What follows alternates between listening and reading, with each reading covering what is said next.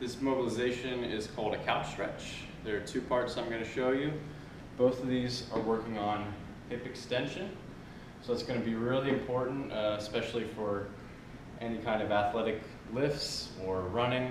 A lot of times if we're doing a lot of endurance running, we're not going through our full range of motion, so we want to restore some hip extension, some power in our hamstrings.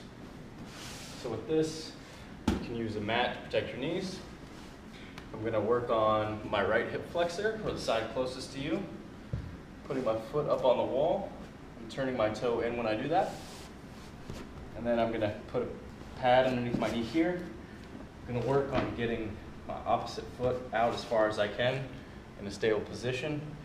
So the further your foot is up on the wall, the more we're going to stretch out this hip flexor, this area. So step one, first we're getting hips tall. Deep breath in, taking both hands inside of our foot. So in this position, I'm going to squeeze my glute as hard as I can back here. I'm also driving my hip as hard as I can towards the ground here.